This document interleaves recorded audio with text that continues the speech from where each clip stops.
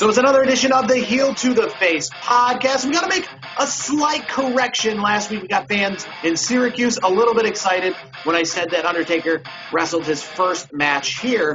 But doing a little more research, I found out that he wrestled a match while airing later on television actually occurred one day prior to that in Syracuse. And that was him facing another jobber opponent, this time in Rochester, New York. So after doing some more research, find out his first ever televised match happened in Rochester, New York. He then wrestled in Syracuse, New York the next night. But either way, both happened before Survivor Series, both aired after Survivor Series. And The Undertaker, the first time he ever did do an interview, it was in Syracuse. And the first televised match that wasn't on pay-per-view in his Survivor Series debut was in Syracuse as well. So a little bit of correction, but either way, Undertaker, we know, whether it be Rochester or Syracuse, he got his start in the WWF right here in Central New York. But that's going to lead us into this week's edition of the Heel to the Face podcast. It starts right now. So silence your cell phones, hold your applause, and tune into the truth. Oh, you didn't know? Your ass better call somebody. Getting beat up by 9 guys in Syracuse, to me, there's not a whole lot of shame in. From the 315 to the world, this is the Heel to Face podcast. The cream of the crop! Wow, man, freaked out! Follow the show on Twitter and Instagram at Heel to the Face. I said, are you ready? From Armory Square in downtown Syracuse, New York, let's send it now to Brandon and Jared. Bad luck seems to be my middle name. They might as well tag me up with my buddies from Syracuse. So another edition of the Heel to the Face podcast. Brandon Clements, myself, Jared Wicks. You can follow the program at Heel to the Face. Make sure you like and subscribe our program, whether it be on YouTube, Spotify, iTunes. Like and subscribe so you get notified of all our podcast episodes every single week. Not really a huge week, a go-home show heading into WWE TLC. What could Kenny Omega do this week on Impact after he made his debut? And actually, let's start right there. Kenny Omega, Impact Wrestling, he showed up this past week. Didn't do anything too exciting, but he's starting to move the wheels a little bit and found out where he'll be in the main event of Impact's next pay-per-view, Hard to Kill, where he teams up with the Good Brothers in a little Bullet Club reunion against Impact Wrestling mainstays, Motor City Machine Guns, and Rich Swann in a champion versus champion 6-man tag. So I'll just say this much. Are you excited for this match at all, Brandon? Yeah, I am. Actually, this actually gets me ready to, tune into the program. So I know all 6 competitors are all legit wrestlers. They're all legit, really good. So I will definitely be tuning in to catch that. It's good that they're sprinkling in a little bit more of a Kenny Omega this week. We saw, he did a little more interacting this week. So, they're slowly turning that wheel, as you said. They're greasing the wheels a little bit. And we're going to be seeing him very soon on Impact pay-per-view coming up. So I'm looking forward to it. And it's good to see him back with the Good Brothers. That's always a good thing. Do you think at all that maybe this is Tony Khan's way of getting some free talent and some better matches for his pay-per-view with a little bit of publicity? For example, he's helping out Impact Wrestling by lending Kenny Omega and, getting the hype going. But he spoke this week saying that if we have a Rich Swann versus Kenny Omega one-on-one match, that's happening in AEW. So I guess my question is, do you kind of find what I just said, this is more of like AEW realizing, hey, we can help Impact Wrestling, but they can also help us. And more importantly, it's not going to cost me any money because I'm not going to have to pay Rich Swann, essentially, to come over to AEW. I'm paying for Rich Swann in me promoting Impact Wrestling. Yeah, no, I think it's a good idea for all parties involved. I think having matches with AEW superstars on Impact and Impact superstars on AEW, it only makes the products from both brands even better. And I think, combining the talents, I think is a good idea because – I don't know if the grand scheme of it is, oh, hey, we're gonna combine forces and go up against the WWE. I don't know if that's the case. I haven't heard anything, but if you're going to do that, that's probably not a bad way to start. Maybe you throw in, even some more Ring of Honor. You bring in everybody else, New Japan. You bring in everybody except for WWE. You bring all the best wrestlers from around the world, and you go up against the monster, the machine, WWE. I think it would be great. And here's the thing. It's a good trade-off because think of it this way. Impact, they're not paying Kenny, I don't think. I didn't read that, did I? I didn't see anything about that. So it's a trade. In the business, that's just a trade. It's a swap. It's, it's kind of, it's just we're just one hand washing the other, scratching each other's back. Hey, it's good for the business and it's good for wrestling fans. And you know me, I am not a big Impact fan. I don't have enough hours in the week to watch another night of wrestling, but I will make sure to check it out, especially when you got Kenny Omega, the Good Brothers, the Machine Guns. Those guys are great. And then obviously Rich Swann. It's going to be a good match. I think, and I've beaten this down for weeks now, but I think it is definitely hurting Impact Wrestling probably the most because they're the ones who would be hurt the most by any of this because they're not the juggernaut. If the fact that they don't have fans, and what I mean by that is I feel right now that this would not, like, AEW, for example, and WWE, if they had fans, we already know what kind of fans that they would have. They would have the typical fans. But with Impact Wrestling, who have struggled to draw fans, it's frustrating, I guess, from their perspective that this would be a renaissance. This would be something that would actually get people buying tickets that don't normally. You're talking about watching Impact Wrestling and you don't normally watch it. That would also equate to ticket sales. You would be going, there's people out there who live in maybe the area where Impact Wrestling would be taping, who would be going to an Impact Wrestling that normally wouldn't be going to. Maybe they live in the Nashville area and or wherever Impact Wrestling would be taping or traveling, and they might not be that interested in it. And all of a sudden they realize what's going on. They're AEW fans, they're WWE fans, they're Kenny Omega fans, they're just wrestling fans in general. They're going to go and maybe help Impact Wrestling. And maybe Impact Wrestling right now, we know that they're, in Nashville. We know before they've been in the Impact Zone in Orlando. I feel right now with the storylines that are going on, if they had fans, they could be traveling.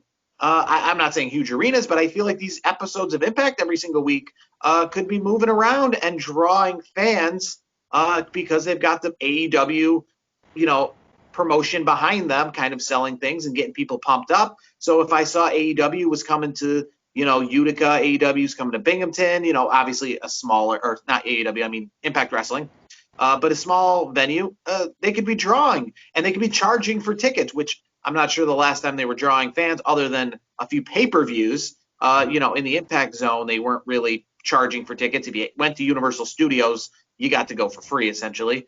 So yeah, they're missing an opportunity. AEW will be back to normal when this is all over with, and so will WWE. But Impact Wrestling right now is missing a chance to get crowds that they normally won't and can't get typically. So hopefully this is still going on when crowds are back, so that Impact Wrestling can actually benefit for more than just the television ratings.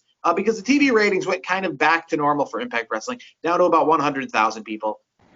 So hopefully, this can benefit Impact Wrestling when they can get fans again, because they're obviously going to get fans regardless. They don't need to draw a lot of people, but I feel like they could be selling places out that normally I feel like a month ago they would not be selling out. They would have to be taping Impact Wrestling from a one location place. They wouldn't be able to be traveling.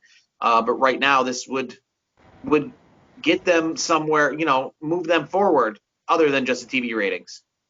I'll say this. TV ratings do help, though, when it comes to the bottom line, because what you could do is, if they were more consistent with those, those decent numbers that they got last week with Kenny Omega on the show, they can put that information to their sales team, and they can push it out to advertisers, companies that are trying to get their stuff out there. And you know what you can do?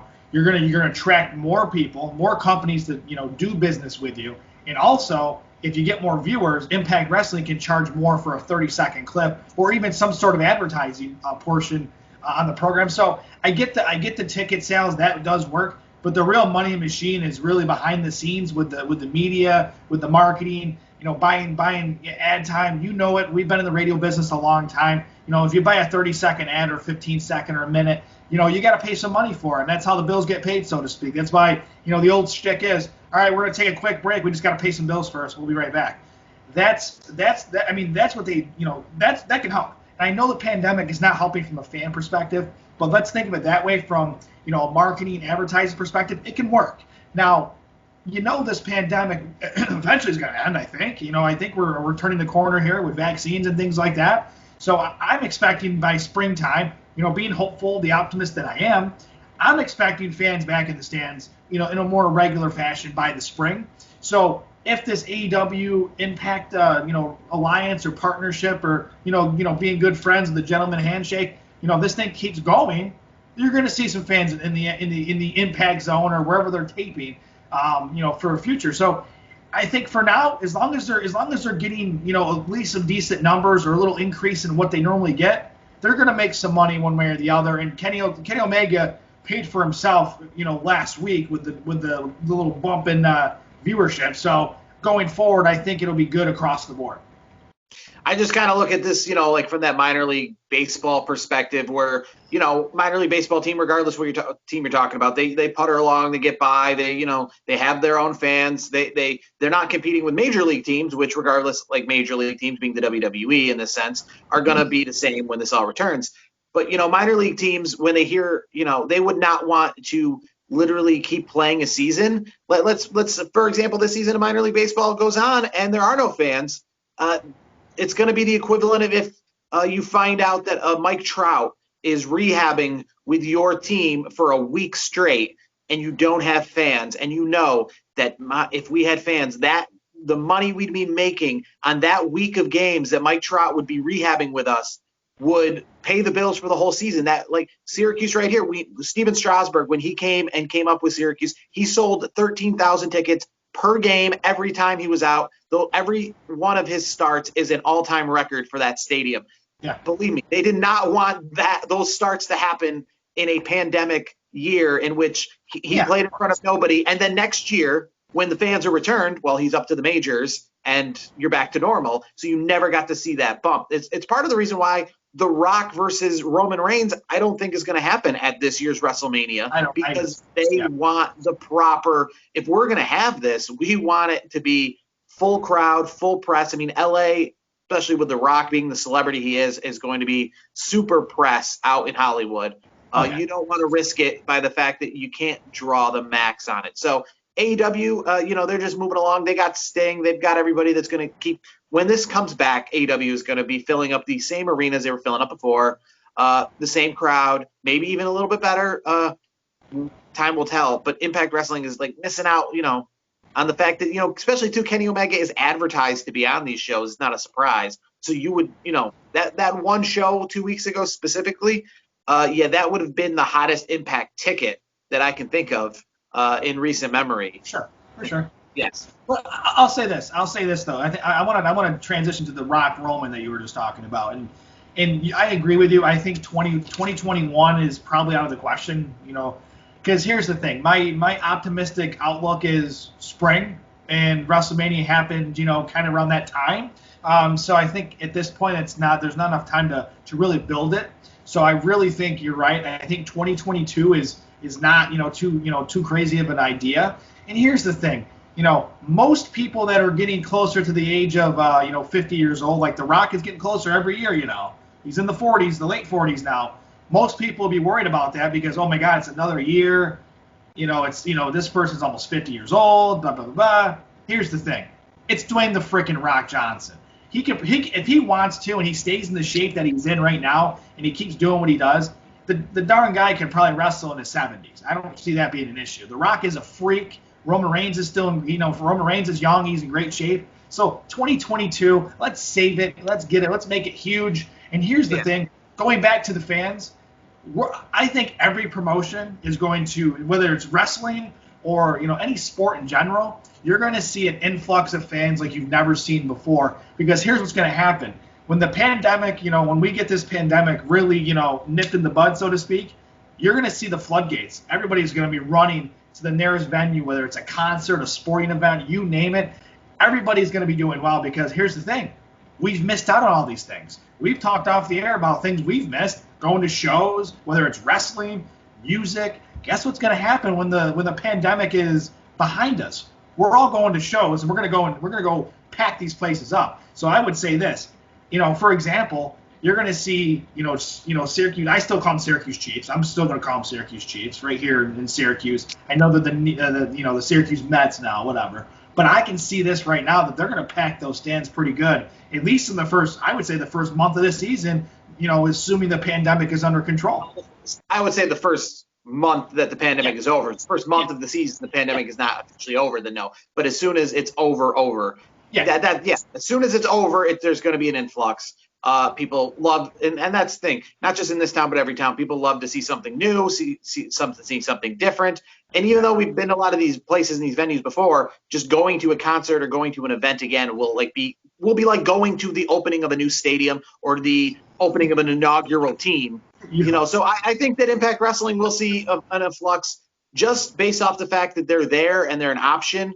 And people are going to go because they're not going to take for granted that they can just go to it any time. They're going to want to see wrestling of all kinds. Right now, though, I guess the one big negative is Impact Wrestling is suffering the most, I think, when it comes to no fans, just because the other ones do, in a way, have fans.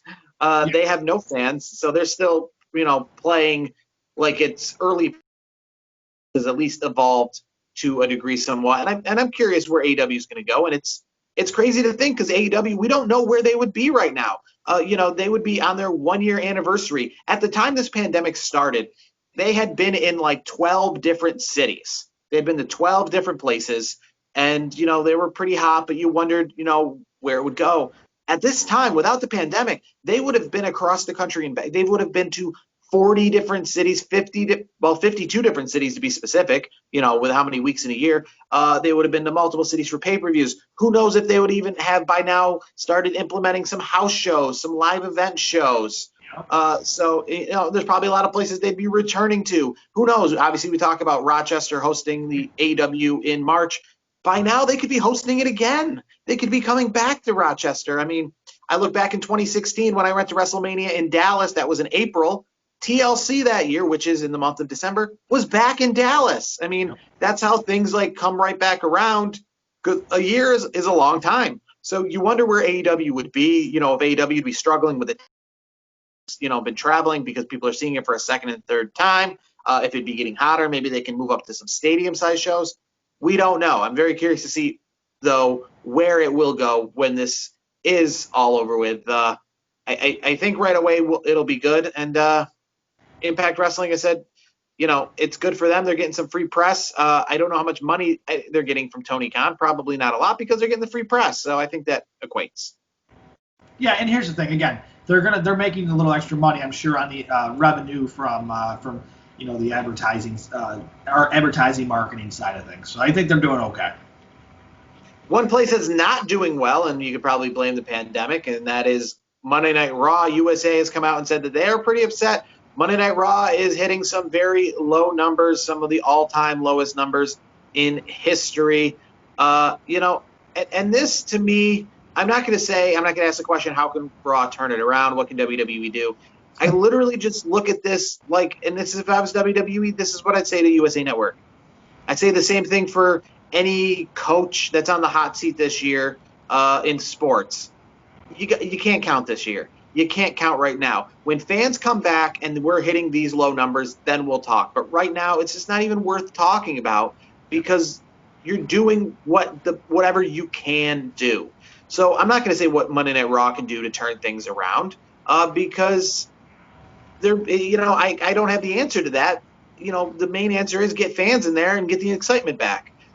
You know it, I know it. Even watching sports on TV, even if we're not there, the fact that they have fans there makes the product better, makes the wrestlers better, makes them have to put on a better product because that right now what they're doing is television only. So we saw during the first couple weeks of the pandemic, when they went to commercial break, everyone just stopped. Everyone just hung out in the corners and chit-chatted. You can't do that when things are live. You have to actually put on a good show from start to finish. There is no commercial breaks for those who are in person. You can't just go to commercial break and take that time to reset up the ring and do whatever. You realize you still have to be mysterious about wheeling the Undertaker out and putting him under the ring because there's still someone watching you at all times. Unlike what's right now is when they get the commercial break, the cameras are off, essentially. There's nobody watching them. So to USA Network, what we're going to do is we're going to continue the product we're doing.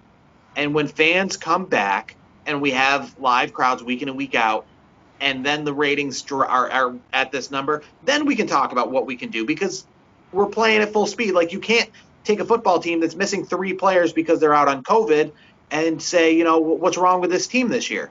Well, it's the middle of a pandemic. We don't have the practices. We don't have the same facilities. We don't have the same, routine. And same can go for WWE. These guys don't have the same routine. These guys can't promote Monday Night Raw in front, to house show crowds like they do before, coming to Syracuse or coming to Rochester and saying, hey, don't forget to tune in to Monday Night Raw this week. I'm going to fight for the title or whatever. That's in-person promotion. You don't have that.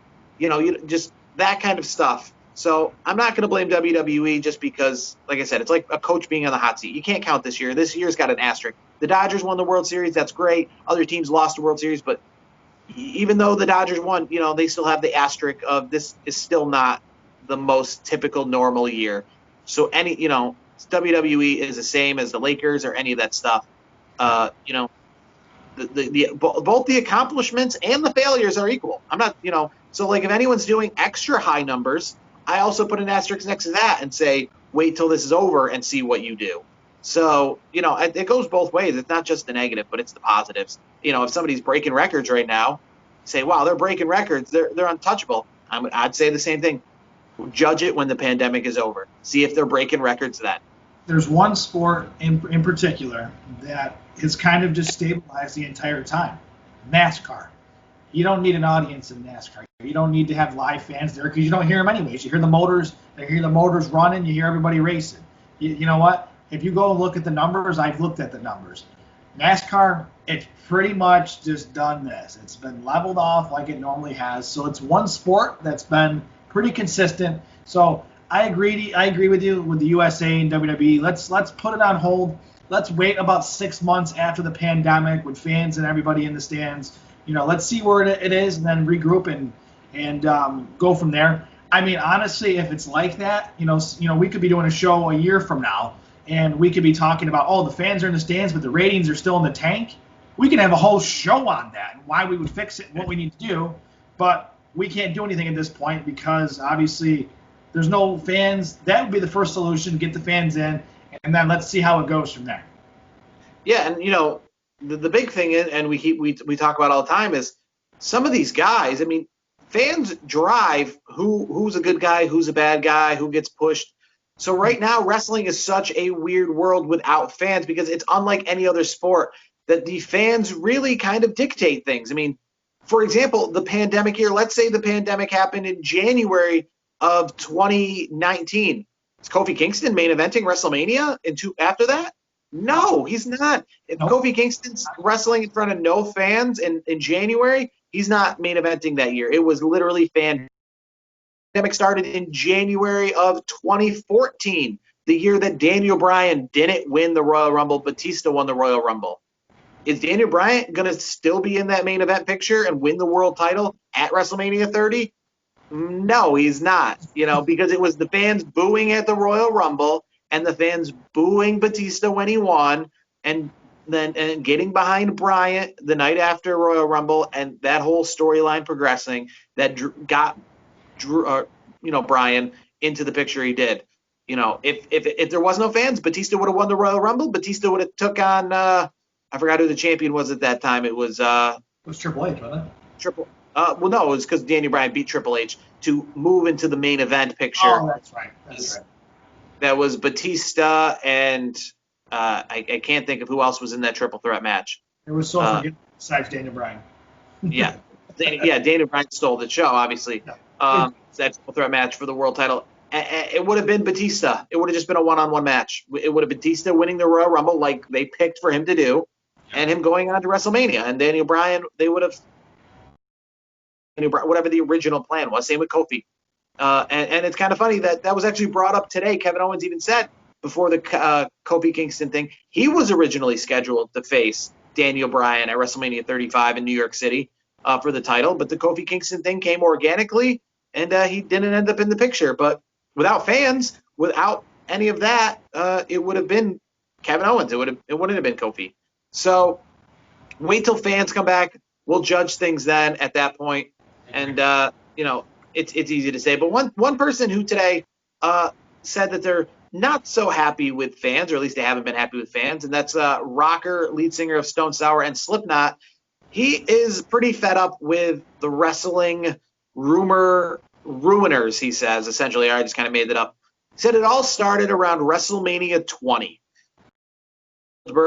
When the rumor mill got out that they were leaving WWE, and they just pretty much ruined that match. And he said, ever since then, wrestling fans have not been able to enjoy wrestling. They've wanted to be the first one to break a story, the first one to get on Twitter to tell you what's going to happen, the first one to shit all over something because they know about it ahead of time, and essentially ruining wrestling. And not just ruining it like when it comes to the surprises, but, ruining it like the fact that I feel Goldberg and Brock Lesnar, while it might not have been the best match, the fact that they booed those guys at WrestleMania 20 threw them off their game and made it a worse match than it probably was going to be. Yeah. It's true. I mean, here's the thing. Well, I agree with Corey Taylor in many, many different aspects. I think Corey Taylor's got a brilliant mind. He's a great musician. I mean, he's doing a solo thing now. He's great with Stone Sour, Slipknot. The guy's a uber talented guy, and I will agree with him about 95% of that. I will say one surprise in particular. Well, I'm sorry. Let me rephrase that. Two surprises in particular that caught everybody off guard. AJ Styles. I think those caught people off guard because one of the best reactions I've ever seen were both of those. When AJ came out at 3 at Royal Rumble, that place, literally the lid was coming off the roof. That's how crazy that ovation was. It was crazy. I've gone back and watched it so many times. And, of course, I'm wearing an AJ Styles shirt, of course. But Jeff Hardy, I think you were there, weren't you? I think you were at that WrestleMania, right? Yes, it was. How about the ovation there? You were a part of it. I mean, how crazy was it from a fan's perspective? I guess surprises. I guess maybe he's not specifically just talking about, like Royal Rumble surprise and stuff. But essentially, when you have some sort of insider knowledge about a match, and then you kind of know, like, where it's going to go, so you shit all over it. Like, obviously we all knew The Rock wasn't going to stick around after WrestleMania 29. I knew he was losing the belt to John Cena. So that was a foregone conclusion. But there's times where we don't necessarily know that it's this person's last match, or that this person's got some backstage politics going on. So fans decide to, hijack the match, if you will, and kind of, whether they do the boring chant, you know what I mean, or they just, and another good example of that was when I went to WrestleMania in New Orleans. The main event was Brock Lesnar, Roman Reigns. Everybody just thinks Roman Reigns is going to get pushed. He's going to beat Brock Lesnar. So fans, actually, nobody in the crowd was really enjoying the match. They were throwing around a beach ball. They were, doing all sorts of chants that had nothing to do with the wrestling. They were all trying to, make each other laugh in the crowd, doing stupid things like that. And to be honest with you, everyone was pretty caught off guard when Brock Lesnar won the match, because that's not normally what happens at WrestleMania. Brock Lesnar is the big giant, and then somebody comes along and beats him. Same with Goldberg at WrestleMania. That's kind of how the shtick goes. Brock Lesnar comes back a few months later. But that year, actually, Brock Lesnar retained the belt. He came in with the belt and retained it against the heavily pushed Roman Reigns. So people didn't see that coming. So that caught people off guard. But during the match itself, they just thought that they knew the finish. So screw this. We're just going to just chant boring and stupid the whole match because we think we know the finish. And we're not going to care, and we're not going to, actually appreciate the match. Yeah, and to me, you know how I feel about Meltzer. We can, Dave Meltzer, I can talk about him all show, every show, because I don't really care for him. He's one of those people that ruins it for a lot of people anyways, because he's insider, quote unquote, and he breaks all these different news things, and, not all of them are true, but a lot of it comes out, and you're like, it sucks, because it's like he sucks the wind out of the match, because like you said, we already know who's winning this match, we know the finish, blah, blah.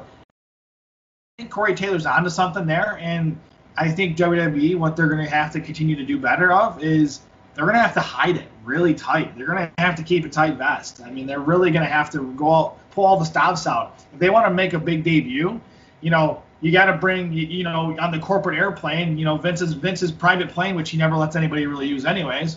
You know, bring in a megastar that, you know, maybe just signed from, you know, AEW or New Japan or something. You know, do something like that where it's covert, where nobody knows, and it's not like, oh my God, I saw him this week walking around grabbing a hot dog at the hot dog stand down, you know, where Access is or something, you know. So it's got to be more tight-lipped, tight-vested, and we might be all right, you know. We'll see, but I think Corey Taylor is pretty spot on for the most part there. The final thing I want to talk about before we get into the Slammy Awards returning is NXT is going to have an NXT for NXT, according to Triple H. He said it's going to start early 2021. He's currently got some people behind him. It's going, you know, NXT was supposed to be the minor leagues. Apparently it grew up. So now Triple H believes NXT itself needs an NXT of minor league talent. With that and NXT India, and obviously with the already existing NXT UK, is this a little too much NXT for you, Brandon? Yeah, I think it is. From a fan perspective, yes. But from a business perspective, I can see why they're doing it. I mean, India has a lot of people. They're a very populous nation, and they're big wrestling fans. So that's a lot of money you can make in the business. So it makes sense from a business perspective. But, you know, as a wrestling fan, I don't need any more than I have right now. I think NXT UK is stretching it for me.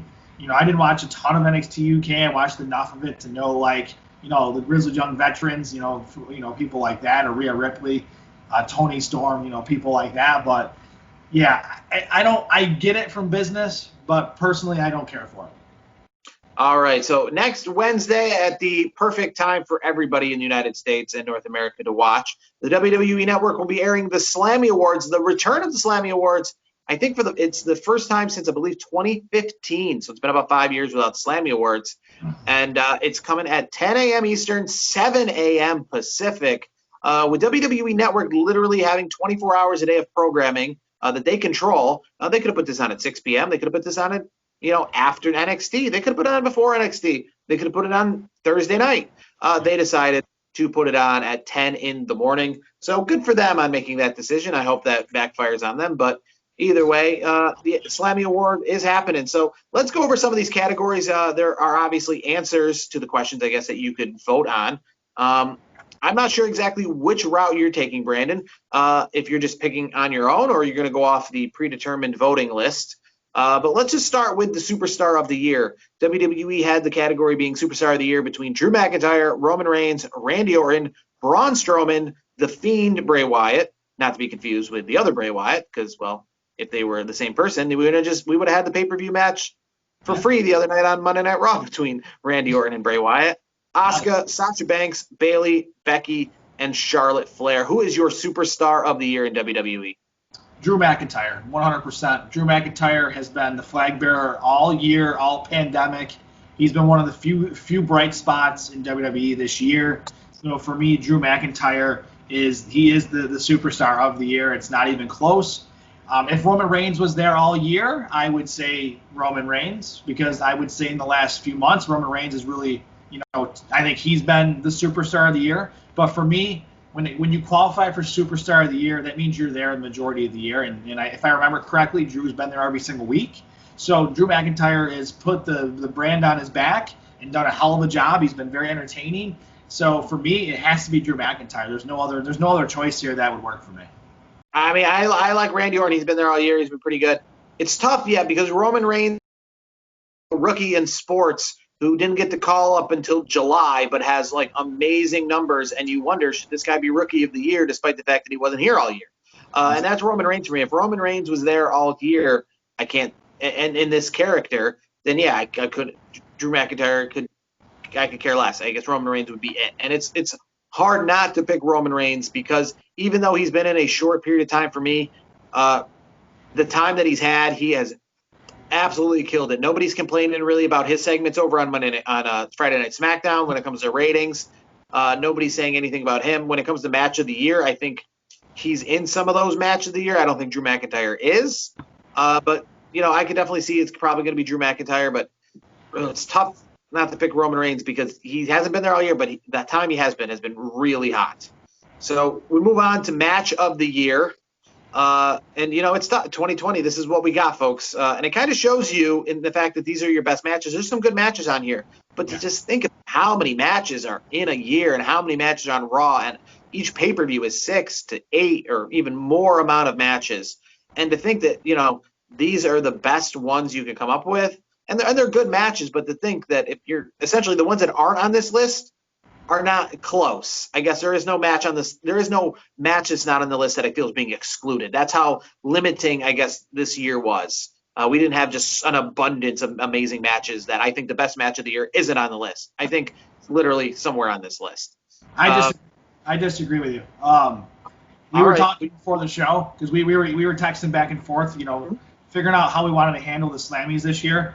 So I didn't tell you, but I should have told you. I picked some NXT in here because NXT is still under the WWE umbrella.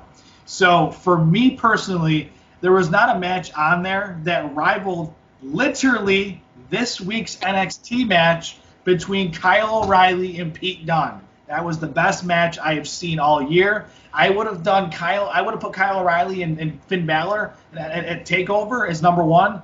But after finding out that the match wasn't all the way completed to its I had to drop it down just a little bit, and that sucks because it was due to injury.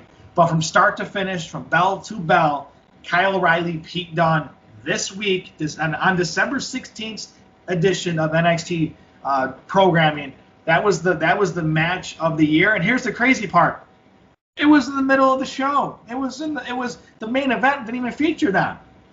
Yeah, no, I guess if you're going to take NXT, there's no NXT matches on this list, so I have to imagine that they're being excluded. Because, NXT, regardless, every pay-per-view had a main event match that would be better than most of these matches. There's some good matches on this list. But, NXT is in a whole different category, I think, especially when you look at, Undertaker versus AJ Styles in that Boneyard match. I'm sorry. I don't know if it was just... to me, it would be like watching that match the day after you went to a funeral.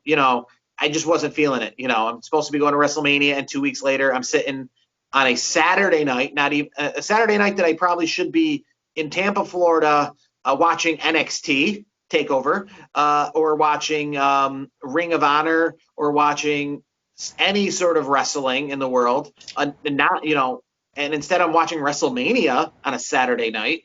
And it's Undertaker versus AJ Styles. They did the best that they could, I guess. But I can't get that match of the year. I'm sorry. New Day versus the Hurt Business for the Raw Tag Belts about a month ago. Not a bad match. Edge versus Randy Orton. I think the problem with this was you gave it the billing, the greatest wrestling match ever. So right then and there, it's just you have to mark it right off the list just because, you built it up too much. The Men's Royal Rumble match. The Royal Rumble is always a good Royal Rumble. I was entertained this year. I thought there was some pretty unique elements. The Brock Lesnar thing, people wondering if they're going to take him out. But, again, I didn't feel that it was any more unique than other years. AJ Styles, Daniel Bryan, the Intercontinental Tournament Finals on SmackDown back in June. That is high on my list. Roman Reigns and Jey Uso at Hell in a Cell. That is high on my list. Sasha Banks and Bayley, Hell in a Cell. Very high on my list. And Drew McIntyre does have a match here, him versus Roman Reigns at the Survivor Series. Great match. But I'm going to actually pick AJ, Sami Zayn, Jeff Hardy, the Intercontinental Triple Threat Ladder match from 2020. I think that is the best non-NXT WWE match of the year. And I got to be honest with you, I didn't like that match. It's your opinion, of course. I wasn't a fan of the match. And I would say this much, the Undertaker AJ Styles thing, regardless if that was entertaining or not, if you were actually going to pick something off that WrestleMania that you think was match of the year or even in the category of, I would take the Edge versus Randy Orton match, because it had elements of being a match, first off. I would take that over the Undertaker AJ Styles Boneyard match. So if there had to be a match from WrestleMania on this list, it would have been that match and not the Undertaker match. And it might even been the Bray Wyatt one because I felt even though that was even less of a match, it was the most innovative. But we move on to the rivalry of the year. You got Seth Rollins versus the Mysterio family, Drew McIntyre versus Randy Orton, Edge versus Orton, Sasha Banks versus Bayley, R-Truth versus The World, and Alana versus the announcer tables. I'll start here, and I'll say you got to go Seth Rollins versus Mysterio family. I'm not saying it's the greatest, but it's definitely been the going back and forth all year. It's been Sasha Bailey. Sasha Bailey to me is the best. I mean, it's not even in question. The Rey Mysterio stuff, the Mysterio family and Rollins. It was, to me, I don't know. I never really got the vibes. The only positive that came out of that whole deal is that we got to see how good Dominic Mysterio is and will be going forward. I think he's a future star, and he's young. He's going to be around a long time. With what you said, though, about Sasha Banks and Bailey, though, remember, you said it with your Superstar of the Year, Roman Reigns wasn't there. Well, it's been under the surface for a little bit. It, didn't come to fruition until the fall. These guys were together, working together. It was being built for the majority of the year, so that's why I put it on there. Okay. It didn't actually come through, obviously, until later on in the year, but there was little seeds planted here and there that I felt that it's been the majority of the year. It's been Sasha Bailey. They've been carrying the women's roster, I think, for the last handful of months, to be honest with you. All right. So moving on to Tag Team of the Year, you got Sasha and Bailey. You got Nia Jax and Shayna Baszler. You got the New Day. You got the Street Profits, and you got Shinsuke Nakamura and Cesaro. I think a pretty weak list. I'm gonna go the Street Profits. So you threw a curveball at me. I mean, I picked another NXT duo, or shall I say posse is what I like to call them. Undisputed Era. You pick any combo of Undisputed Era, they're going to make some magic. But for the argument's sake, if you want Raw or SmackDown, I'm with you. Street Profits are good. Profits are up, so to speak. And I think Montez Ford, that guy is going to be a stud for a long time. We got to see a lot of his skills really develop this past year. So he's the guy to watch out for, not only tag team, but singles going forward. All right, so we got Return of the Year. I'm going to, I kind of like my second choice here, but I think we could probably pretty much agree that there is only one right answer here. So Return of the Year, you have Roman Reigns. You got Goldberg. You got Sami Zayn. You got MVP. I think that's a strong second choice, but I think you probably agree it's probably Edge. Honestly, I got to go Roman Reigns. You got to go Roman Reigns. Okay. I got to go Roman Reigns. I think, I know the whole story with Edge. The whole thing, how everything was played out, it left a bad taste in my mouth. So for me, Roman Reigns, the way he came back and just blew the doors down, I think that was the best, best Return of the Year. That to me, that's the best. I think Edge was a very star-studded, a very spectacular return, but you got to give it to MVP. I mean, when I was at the Royal Rumble, I thought, I put him in the category of Doink the Clown. A great appearance, cool. He's in the Royal Rumble. I haven't seen him in forever. Gets eliminated. Okay, back to his day job. And now we're here in December, and he has made it work. He's still there. He's doing things. Nobody saw that coming. With Goldberg did Goldberg things, and for the most part, nobody even wanted him to come back. Sami Zayn, again, he wasn't like gone. I feel like MVP and Edge were two people who were legitimately gone. They weren't just out on a hiatus. So I guess that's why I think that both of those guys are pretty much in a category of their own. Roman Reigns did make a great return from when he left, but it wasn't a return like MVP. Like, he's not in WWE. He's out of WWE. He's got a day job. He's indie wrestling. His WWE days are in the past. WWE.com is going to do a Where Are They Now with MVP, and I think they already did. And he was like at home, and people are like, oh, I forgot about that guy. In like 2005, he was a wrestler. And here he does make a special appearance at the Royal Rumble and turns it into might be one of the best years of his career. Yeah, I mean, that's a good strong second. I mean, if it wasn't for Roman, I'd definitely pick him. All right, so this one's kind of silly, I guess. It's hard to pick, but Ring Gear of the Year. Charlotte Flair, Sasha, Seth, The New Day, Bianca Belair, Shinsuke Nakamura, or Carmella. I'm kind of partial to say Carmella just because she's hot. But, Seth Rollins always got some good ring gear.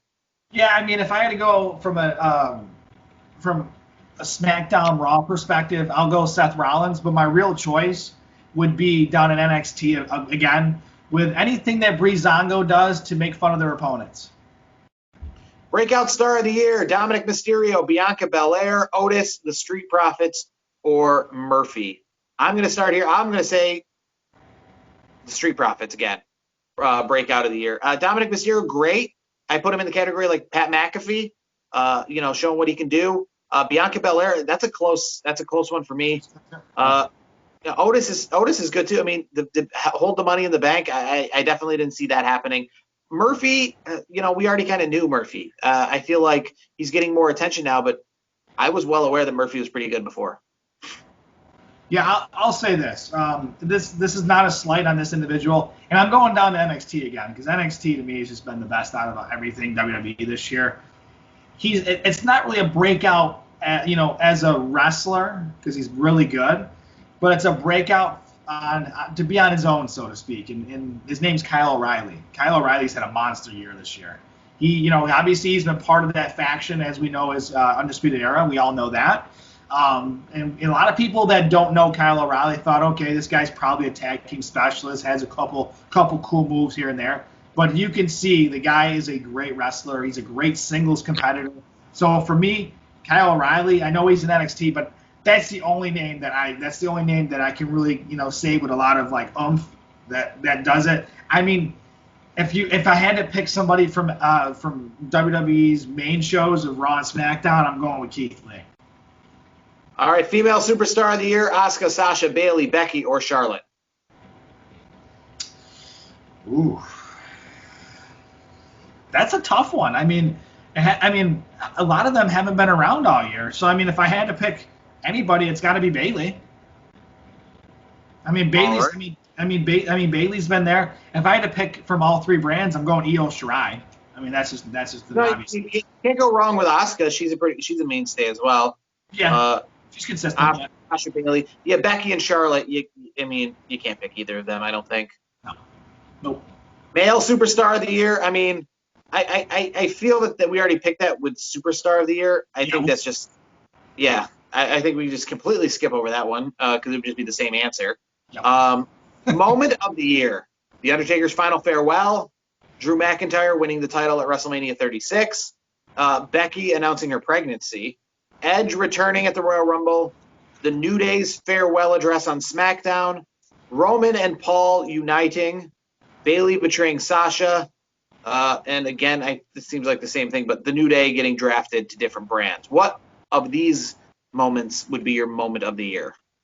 If I was picking for my wife, I know she's going to go with the pregnancy one because, that's just how it goes. But for me, for my sake, and my money, I would put it on Roman and Heyman. That is the moment of the year for me that sticks out. That if there's one really big bright spot from 2020 is we got Roman Reigns and Paul Heyman together. That is the perfect match. It's been fantastic since they've been united. So that far and away is the moment of the year in my book. All right, so that's going to do it for our picks for the Slammy Awards. I'm going to finish. I think it's Edge in the Royal Rumble. Again, that's the only moment of these that was in front of people, and it was a big deal. I have to say Roman and Paul though is a close second. The other things, the Undertaker is close. No. I mean, I would put Edge there too. I just, the whole Edge farewell address. Let the bad taste in my mouth. I feel bad because Edge got hurt and everything, but just the way it all played out for me, it just left a bad taste. So I'm really looking forward to seeing Edge back because I love and respect what he's done for our business. All right, so TLC this upcoming weekend. It is the 12th Tables, Ladders, and Chairs. If that doesn't make you feel old, because I was just a few minutes ago watching an old Armageddon pay-per-view, and it's hard to believe. I went to an Armageddon pay-per-view in 2008, and it's hard to believe that since then we've had an additional Armageddon pay-per-view and then 12 Tables, Ladders, and Chairs, which is now the oldest pay-per-view in December. There's more TLC pay-per-views than there had been Armageddons. It's crazy to think that if they did Roman numerals, we'd be on TLC 12. But big matches here. You got the New Day versus the Hurt Business for the Raw Tag Team titles. How do you see this one going down? Oh, Hurt Business. Business is booming. I got to go with the Hurt Business this time. I think putting the titles on the Hurt Business is the way to go. Sasha Banks and Carmella for the Women's Championship of SmackDown. Is Sasha retaining the belt, or is Carmella getting some push that say. I mean, you don't bring Carmella back for for a loss. So if you're really gonna push Carmella, you got to put the belt on her. And here's the thing: we know Sasha Banks. She's won the titles, lost them fairly quick. So this is kind of what she does. Not saying it is a bad thing; it's just a fact. But I think if you're really pushing Carmella's new gimmick, her whole new look, all this stuff, you put the title around her waist. And I think, too, we talked about this, I think, years ago when Carmella won the championship right after, I think, WrestleMania 33 or WrestleMania 34, was the fact that some of these other females are bigger than the belt. People like Carmella need the belt to be someone. Sasha Banks is still going to be Sasha Banks without the belt. Yeah. So this way you both leave. You have Sasha Banks, who's a big star, against Carmella. And if Carmella leaves with the belt, then you just leave with two big stars. Yeah, I agree. I think here's the thing. I could see this working out for Carmella, where when she gets the belt, when she loses the belt, she still keeps that star status. Well, hope so. I don't think it worked out last time around when she was. I don't know. Had the belt. I'm giving her a second chance on this. I'm giving her a second chance. I want to really see more of this. So my fingers are crossed because I think she's really worked hard in the ring. So I hope she really pushes the ball forward a little bit. Roman Reigns, Kevin Owens, a TLC match for the WWE Universal Championship. I probably thinking Roman Reigns obviously leaving here with the belt. You see the same? Yep. I don't have to say anything else. That's just how it goes. Tag team match. Lana got the pin this week on Nia Jax. That was the big rumor, the big news. The culmination of a storyline that's been going on for months and months and months. A lot of people didn't really care for it for the fact that the culmination of the storyline of Lana getting a win over Nia happened in the middle of a meaningless Monday Night Raw and not on a pay-per-view. And now she's out of this match. I don't know exactly to the extent of the injury, but Asuka's without a partner. And after building up Lana for months and months and months, she's gone. So now we have Nia Jax and Shayna Baszler defending their women's tag team belts against Asuka and TBD. Who do you think TBD is? Do you think it's Lana? Do you think this is a big work on us? Or do you think it's someone else? I'll say it's a work. Or, I just thought of something. Or, I don't know. You know what? I can't think of anybody else. I mean, you can't throw Dana Brooke in there, can you? What about Charlotte Flair? There it is. There's the answer. Charlotte Flair. Jared once again for the win. I think that's a good call. Firefly Inferno match. Bray Wyatt versus Randy Orton. The Fiend Bray Wyatt versus Randy Orton. Hopefully with Alexa Bliss. She's been off TV as of late. But this is a Firefly Inferno match. I'm not exactly sure what a Firefly Inferno match is.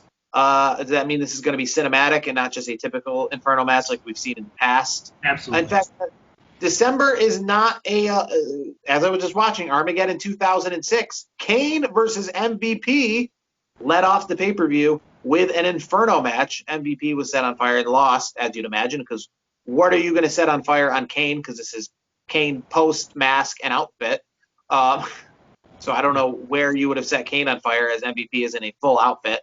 But so this will be the second December pay-per-view Inferno match. I don't know if it'll be like a typical Inferno match like we've seen in the past. There's only been like 3 in WWE history. So I'm curious to see what we get here. Imagine, I'm going to pick Bray Wyatt to go over in it. It's his match, so I can't see him losing it, I guess. And I second that. I think it's going to be very cinematic, I think. So, but in the end, I do think Bray or Fiend wins. And the second TLC match, essentially TLC matches are ladder matches. That's really, they say tables, ladders, and chairs, and ladders is in the middle there. But the match is decided. It's a ladder match. It's a ladder match with weapons. The weapons happen to be tables and chairs, which, again, can be in any ladder match. Any ladder match can be a TLC match, essentially.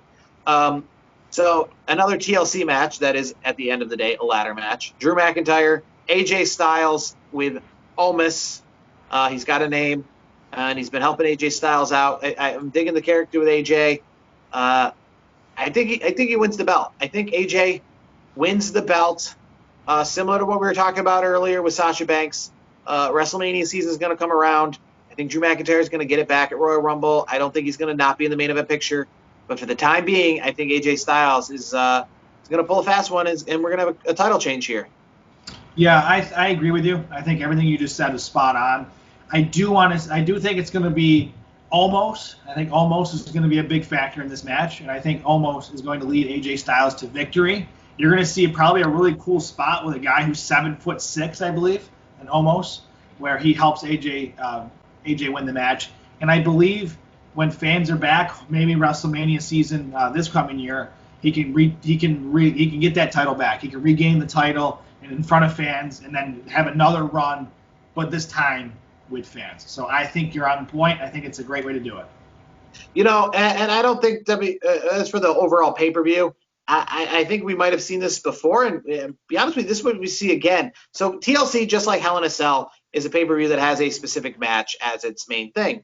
But TLC could actually be unique in the sense of they could actually have 3 different matches instead of like Hell in a Cell where we just see multiple of the same match, and this Sunday we're going to see multiple of the same match, 2 tables, ladders, and chairs ladder matches. It would be more interesting, I think, if at TLC every single year we had a tables match, we had a ladder match, and I don't know what a chairs match would be. We've seen it before. I think Edge and Christian were in it. We had a chairs match, and that way you're not having the exact same match twice. Like with Hell in a Cell or Money in the Bank, you're having the same match twice, just with different people. But it'd be nice if maybe like the Drew McIntyre AJ Styles was the ladder match, but the Roman Reigns Kevin Owens match was a table match. Just saying. I would be. It'd be fun. It'd be fun to have matches like that. TLC. I would like it. I mean, you can't. Yeah, you got to keep AJ Styles in a ladder match for sure. And Roman Reigns and Kevin Owens, I think that'd be a good table match because those guys are big, bruisers, and I just think that might be an interesting way to go. But we have what we have, and TLC is this weekend, the final pay-per-view of 2020. Hope to God the final pay-per-view at the Thunderdome in front of no fans. Probably not. But either way, we're moving towards better. And next week, we will have our final show of 2020. I haven't broken up to you yet, but it's our final show of 2020. So a special Christmas edition. We'll break down what happened on tables, ladders, and chairs. And don't forget, you got some big AEW matches coming up next week. And Kenny Omega's defending the championship next Wednesday night on Christmas Bash following the NBA's return on TNT. We'll talk more NXT as we move into NXT New Year's Evil. I'll say right now, I really love the logo for New Year's Evil. It is something that is completely different than all the other logos they use that are just generic same word mark logos. And Dexter Lumis is the host. Win-win. And I hope it's as good as when Shotzi Blackheart was the host of Halloween Havoc, because it ended up turning from host to great competitor.